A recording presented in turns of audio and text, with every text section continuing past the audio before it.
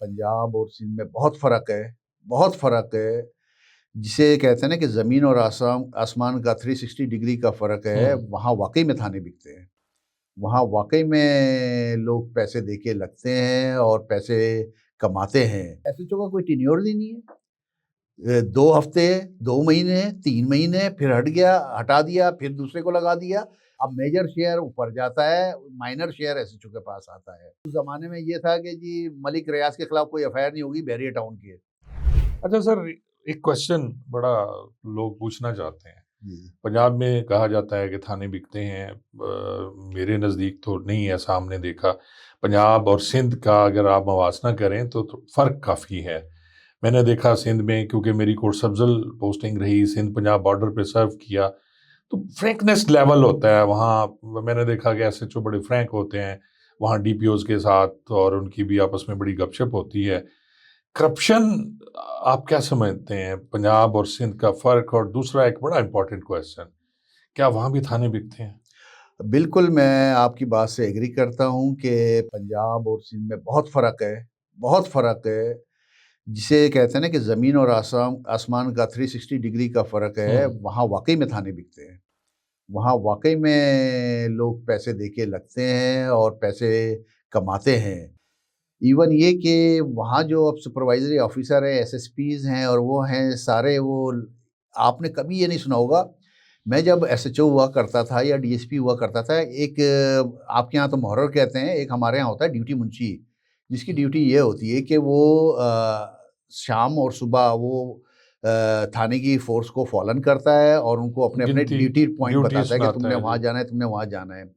तो वो हेड मुहर्रिर जिसे मुहर्रिर कहते हैं, वो लगवाता था हमारे यहाँ कि सर ये मेरे एतमाद का आदमी है। हुँ। एसएचओ को बोलता था कि सर इसको लगा दें मेरे साथ, ये अच्छी ड्यूटी लगाता है और जाके फिर चेक भी करता है कि हुँ। है या नहीं। तो वो एसएचओ लगा दिया करता था। वो एसएसपी पैसे लगा के 3 पैसे लेके 3-3 महीने के लिए लगाता था। अच्छा। हाँ, वो एसएसपी और ये बाकायदा सबूत है, ये ज़बान आम है। तो आप फिर क्या तवक्को रखते हैं एसएचओ से कि अच्छा फिर एसएचओ का कोई टेन्योर ही नहीं है। 2 हफ्ते, 2 महीने, 3 महीने, फिर हट गया, हटा दिया, फिर दूसरे को लगा दिया। तो एसएचओ क्या करेगा? एसएचओ किस तरीके से अपने इलाके के मुजरिमान को या क्रिमिनल्स को पहचानेगा? उसको तो पता ही कोई नहीं है। वो तो ये सोचता है कि आज का दिन निकल जाए, आज के मैं पैसे ले लूँ और कल फिर देखते हैं। अच्छा, ये जो पैसे इकट्ठे होते हैं, गुटखा मंथली है, डेली का जो भत्ता इकट्ठा होता है रेहड़ी वालों से, तांगे वालों से, थाने एयरपोर्ट से जो गाड़ियाँ चलती हैं उनसे, और इसी तरह कुछ थाने आपके हैं जहाँ शिप ब्रेकिंग होती है या कुछ रेत आती है, कुछ वहाँ भी सुना है कि बहुत ज़्यादा पैसा है। वो थाने हमेशा से ही कीमती गडानी रहे। तो मेरे ख़्याल नहीं है नहीं, ना? गडाफ गडानी, थाना एक है, गडाब, हाँ, गडाफ गडाब, हाईवे गडाब। पे है ये और वहाँ से रेती बजरी निकलती है, तो वो उसके पैसे बड़े अच्छे पैसे मिलते हैं, वो एसएचओज़ को बड़े अच्छे शुरू से ही वो थाना बड़ा महँगा जाता रहा है, लेकिन उस ज़माने में इतनी ज़बान ज़द-ए-आम नहीं थी, वो एक ढका-छुपा मामला था और मेजर जो शेयर था वो एसएचओ ही रखता था। अब मेजर शेयर ऊपर जाता है, माइनर शेयर एसएचओ के पास आता है। तो ये चीज़ें हैं। अब वो तो हमारे एक डीएसपी रिटायर हुए हैं मियां मकबूल, तो मैं अक्सर वो कोट किया करते थे। जब वो कहते थे, उनसे पूछा, वो सियासी पोस्टिंग उनकी ज़्यादा होती थी, हाँ, हाँ। तो उनसे पूछना, मियां साहब क्या हाल है, तो उन्होंने कहा जी बड़े अच्छे हैं, थोड़ी सी बेगैरती और 100 सुख। यानी थोड़ी सी बेगैरती ये है कि जी मिन्नत तरला करना पड़ता है एमपीए हुँ। का, उसके घोड़े गिट्टे पकड़ने पड़ते हैं, बेगैरती तो है, लेकिन सुख भी बड़ा है। तो कुछ अरसे बाद फिर उनसे क्वेश्चन किया गया तो उन्होंने कहा, यार ढेर सारी बेगैरती, थोड़ा थोड़ा सुख। तो इसका मतलब है अब ढेर सारी बेगैरती और सुख थोड़ा है एसएचओ बिल्कुल, के बिल्कुल, पास, बिल्कुल। जो पहले बहुत ज्यादा होता था। मैं आपकी बात को सेकंड करूँगा। मैं मिशन पे गया था तो वहाँ हमारे साथ 2 एसएसपी साहिबान थे, अब तो डीआईजी हैं वो। तो वो कहते थे कि यार पुलिस में चाय का और बेइज़्ज़ती का कोई टाइम नहीं है, किसी किसी वक़्त भी हो सकती है। तो बोले जहाँ मौका लगे चाय पी लो और जहाँ मौका लगे सो जाओ। बोले नींद का भी कोई नींद का भी कोई टाइम टाइम कोई नहीं। नहीं है। तो चाय और बेइज़्ज़ती और नींद का कोई टाइम नहीं है, किसी वक़्त भी हो सकती है। तो वाक़ई में पुलिस में अब ये है। अब मैं हैरान हूँ कि जो अभी हमारी जो ब्रीड थी जो 82 और 84 के थे, उनको कानून का अगर उसमें 50% 60-70% लोगों को पता होता था, सारे सीज़न्ड अफ़सर थे, उन्हें पता होता था, उनको लोग अफ़सरान बुलवाते थे कि यार ये बताना यार ये मामला फंस गया, इसको किस तरीके से किया जाएगा। आज मैं हैरान हूँ कि करते क्या हैं लोग और करेंगे क्या, जो ये हालात हो जाते हैं, जो चीज़ें हो जाती हैं।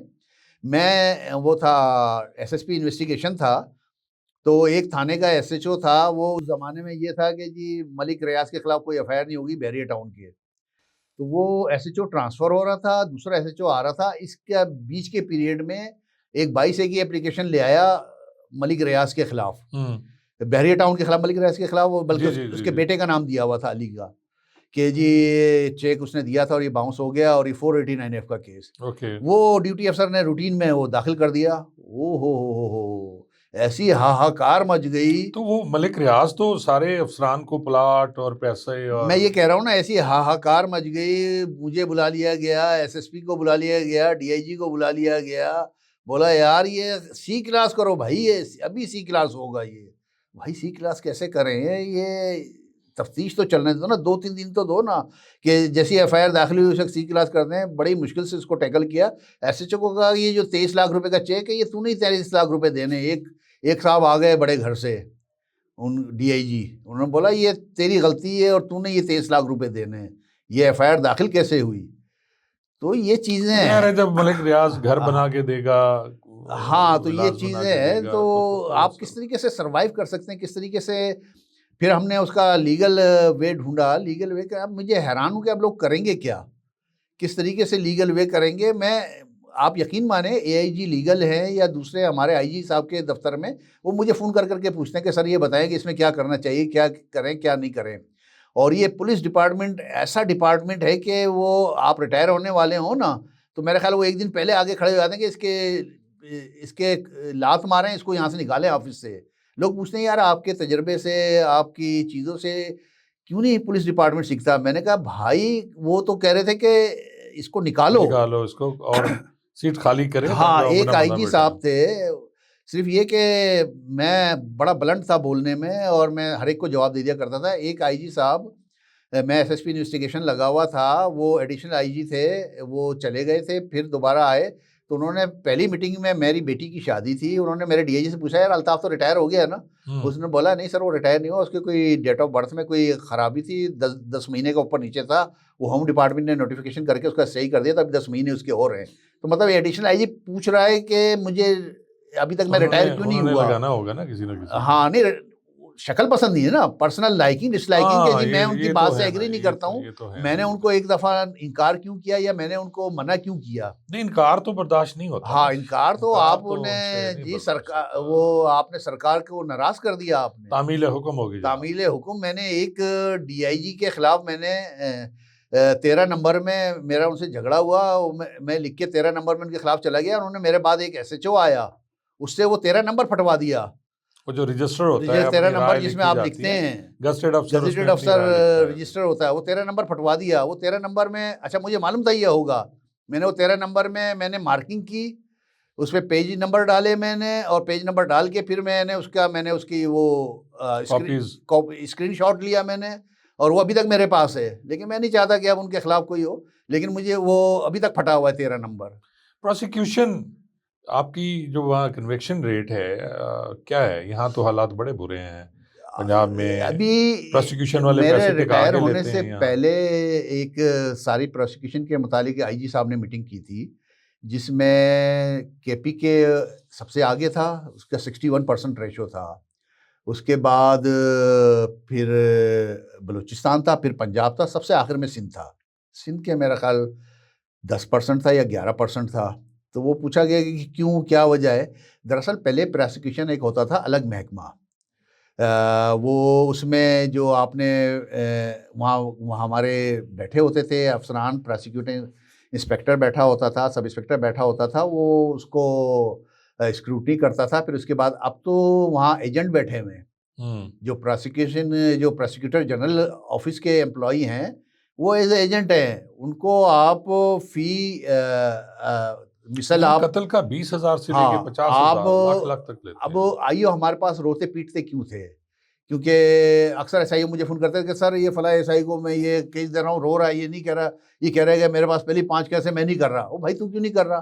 फिर मैं दूसरे दिन मैंने कहा अच्छा सुबह मेरे ऑफिस भेज दो, बुला के पूछता भाई क्या मसला है तेरे को? अच्छा, उसमें बाज़ ईमानदार भी होते थे, बाज़ करप्ट भी होते थे। बोला सर मैं तनख्वाह से कहाँ दूँ मैं, अब ये मिसल में मुझे 10-20 हज़ार रुपये तो मुझे खर्च करने होंगे, और फिर वहाँ जाके फिर मैं 10,000 रुपये या 5,000 रुपये मैं प्रोसिक्यूटर को दूँ, मैं कहाँ से दूँ मैं ये मिसल पास करवाने के लिए? तो वो फिर हम समझते थे, हालाँकि उस ज़माने में ये इन्वेस्टिगेशन अलाउंस मिलता था और अब हमारे इन्वेस्टिगेशन अलाउंस नहीं मिल रहा, नहीं या अभी साइन मिलता है, अभी साइन ले लेते हैं जी। नहीं अभी मिलता है और उनके अकाउंट में पैसे जाते हैं, जब तक मैं एसएसपी था। नहीं, यहाँ तो नहीं है, यहाँ तो अभी साइन हमारे करा लिए सिंध में जाते ये है कि वो उसके पर्सनल अकाउंट में जाते हैं पैसे।